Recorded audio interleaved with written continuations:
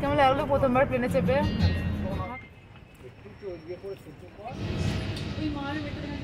চল, প্লেনে জার্নি করেও তো আমাদের অবস্থা খারাপ। হ্যালো এভরিওয়ান, কেমন আছো তোমরা সবাই? আশা করছি ভীষণ ভালো আছো। আমি অদ্রিজা, তোমরা দেখছো অদ্রিজার আড্ডাখানা। টুডে ইজ 19 jan অ্যান্ড আজ থেকে আমরা আমাদের যাত্রা শুরু করব। বিগত 6 দিন আমরা বাড়ির বাইরে থাকবো। আমরা যাচ্ছি ঘুরতে। কোথায় যাচ্ছি না যাচ্ছি তোমরা আস্তে আস্তে ভিডিওতে জানতে পারবে। আর তোমাদের সাথে আমি একটা খুব খুশির খবর শেয়ার করব। সেটা হচ্ছে আমি আজকে ফর দ্য ফার্স্ট টাইম প্লেনে চাপবো। আমরা যেখানে যাচ্ছি সেখানে প্লেনের থ্রুতে যেতে হয়। তো এত এক্সাইটেড, আমি তো বলেই যাচ্ছি। আমি যেখানে যাচ্ছি সেই জায়গাটা আমার খুব পছন্দের জায়গা, অনেকদিন ধরে যাওয়ার ইচ্ছা ছিল। তো বিগত 1 বছর ধরে প্ল্যানিং হচ্ছে যাবো, আর আজকে হচ্ছে ফাইনালি সেই দিনটা যখন আমরা যাচ্ছি। এয়ারপোর্টে যাব, আমি তো ফার্স্ট টাইম প্লেনে যাবো, আমার ওইটা ভেবে আরও আনন্দ হচ্ছে। অ্যান্ড জায়গাটা তো ছেড়েই দাও। তো চলো, আমাদের 9টার সময় ফ্লাইট আছে আর এখন বাজে হচ্ছে 6টা। আমরা 7:30টার মধ্যে এয়ারপোর্টে ঢোকার চেষ্টা করবো, কারণ আমরা ওখানকার নিয়মকানুন কি জানি না। তো চলো আস্তে আস্তে ওখানে যাওয়া যাক। অ্যান্ড ওখানে গিয়ে আমি খুঁটিনাটি সব তোমাদের সাথে শেয়ার করবো। তো ভিডিওটা বিনা স্কিপ করে দেখতে থাকো।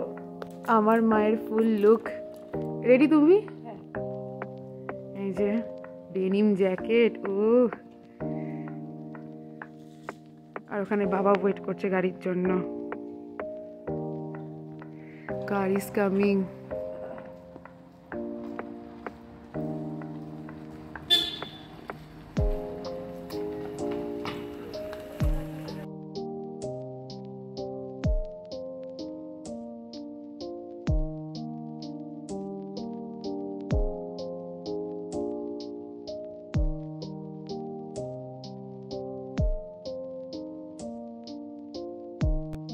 সকালবেলা বেশি জ্যাম না থাকার কারণে আমরা অ্যারাউন্ড 7টার মধ্যে এয়ারপোর্ট পৌঁছে গেছিলাম।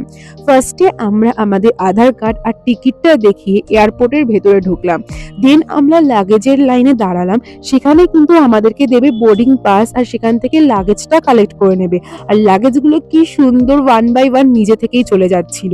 তারপর বোর্ডিং পাস নিয়ে আমরা একটুখানি এয়ারপোর্টটা ঘুরছিলাম, কারণ 2 ঘন্টা হাতে টাইম ছিল, কি আর করবো, তাই ঘুরে ঘুরে দেখছিলাম। এই কলকাতা এয়ারপোর্টটা কিন্তু ছোট্টখাটো একটা শপিং মলই বলতে পারো। খালি এখানে আইনক্সটা ছিল না, খুঁটিনাটি সবকিছু কিন্তু এখানে পাওয়া যায়। ঘুরতে ঘুরতে হঠাৎ করে আমাদের ফ্লাইটের নামটা অ্যানাউন্স করলো। আমরা যাচ্ছিলাম ইন্ডিগোতে। কোথায় যাচ্ছি? দাঁড়াও ওয়েট করো, তোমাদের কিন্তু ঠিকই বলবো। তো আমরা প্লেনে ওঠার জন্য একটা সুন্দর রাস্তা দিয়ে চলে যাচ্ছিলাম।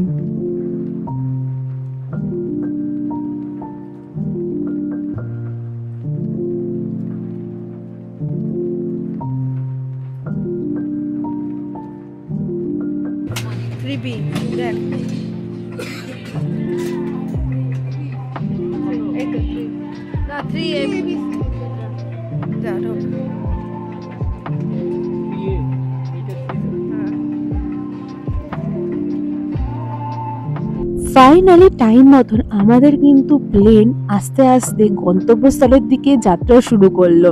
রানওয়েতে ওঠার পর যে মারাত্মক স্পিড নিল সেটা বলবার মতন নয়।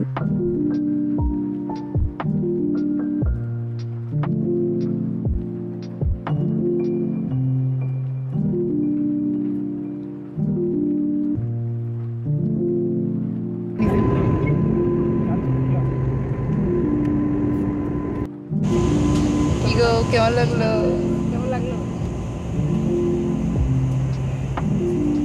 বলো। ভালো লাগছে। বাবা মায়ের এক্সাইটমেন্টটা কিন্তু আমার থেকে অনেক বেশি ছিল। বেশ কিছুক্ষণ জানলার পাশে বসার পর যখন নিচের দিকে তাকাচ্ছিলাম, ভীষণ পরিমাণে মাথা ঘুরছিল।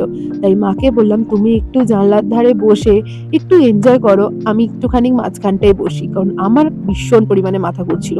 ওপর থেকে যখন নিচের পেঁজা পেঁজা তুলোগুলো দেখছিলাম, অসাধারণ একটা ফিল হচ্ছিল। আর আমাদের গন্তব্যস্থলে 2 ঘন্টা লাগেছিল যেতে। সেই 2 ঘন্টার মধ্যে আমরা কিন্তু 1.5 ঘন্টা বে অফ বেঙ্গলের ওপরেই ছিলাম। আমরা যাচ্ছি আন্দামান। আর আন্দামান ঢোকার আগে ছোট ছোট যে দ্বীপগুলো ছিল, মানে যে আইল্যান্ডগুলো ছিল, সেইগুলো ওপর থেকে দেখতে কিন্তু এক একটা এক এক রকম শেপের ছিল। একটা অসাধারণ ফিল বলতে পারো যে আমরা এখন আছি বে অফ বেঙ্গলের উপরে।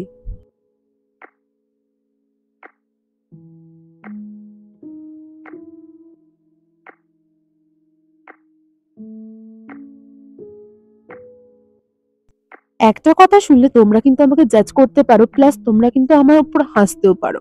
আমি এই প্লেনে চাপার জন্য ভীষণ পরিমাণে এক্সাইটেড ছিলাম, কিন্তু আমার এই প্লেনের জার্নি ভীষণ বোরিং লেগেছে।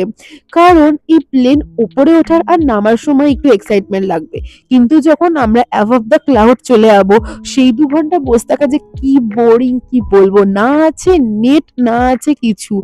তবে ইন্ডিগোর আমার একটা জিনিস ভীষণ খারাপ লেগেছে, সেটা হচ্ছে ওদের কাছে টি অ্যান্ড কফি কমপ্লিমেন্টারি ড্রিঙ্ক ছিল। লাইক তোমরা যদি 400 বা 800 টাকার ম্যাগি বা ডাল চাওয়াল কিনে খাও তবেই ওরা তোমাকে টি অ্যান্ড কফি দেবে।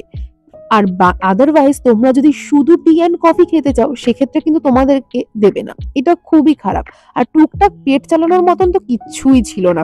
ওই দেখো তোমাদের সাথে গল্প করতে করতে আমাদের কিন্তু আন্দামানে ফ্লাইটটা চলেই এলো। তবে আমার কাছে কিন্তু প্লেনের থেকে ট্রেনের জার্নি বেশি ভাল লাগে, কারণ ট্রেনে খাওয়ার মতন কত কি ওঠে, তার সাথে নেটও থাকে। আর এই প্লেনে নেটও নেই, খাবারও নেই।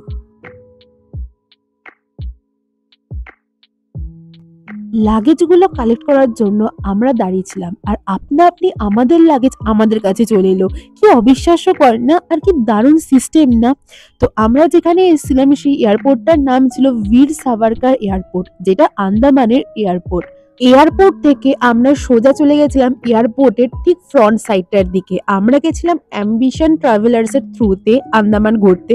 তো সেখানকার এজেন্টরাই আমাদের বলেছিল ঠিক আন্দামানের ফ্রন্ট সাইডে যে বীর সাভারকার স্ট্যাচুটা আছে তার ঠিক পেছন দিকটাতে দাঁড়াতে। আর সব থেকে আমার ভালো লেগেছে আন্দামান জায়গাটা কিন্তু ভীষণ নিট অ্যান্ড ক্লিন। এখানটা এলে তোমাদের মনে হবে তোমরা কোনো ফরেন কান্ট্রিতে দাঁড়িয়ে আছো, এতটাই নিট অ্যান্ড ক্লিন। প্লেনে জার্নি করেও তো আমাদের অবস্থা খারাপ। কেমন লাগলো প্রথমবার প্লেনে চেপে? ভালো লেগেছে? আর খারাপ কি লেগেছে? খারাপ কিছু লাগেনি, ভালোই।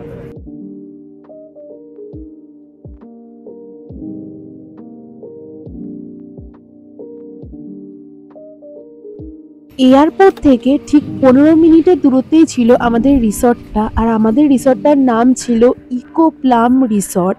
রিসর্টটা কিন্তু ভীষণ সুন্দর, সবুজে ঘেরা ঠিক ছোট্ট জঙ্গলের মধ্যে আমাদের রিসর্টটা ছিল, যেখানে গেলে তোমাদের মন ভালো হয়ে যাবে, কারণ যেদিকে তাকাবে সেদিকে গ্রিনারি আর সেদিকেই সুন্দর সুন্দর ইনডোর অ্যান্ড আউটডোর ট্রি। তো চলো আজকের মতো ভিডিওটা আমি এখানেই শেষ করলাম, আরো নতুন ভিডিও নিয়ে আমি কিন্তু আসছি।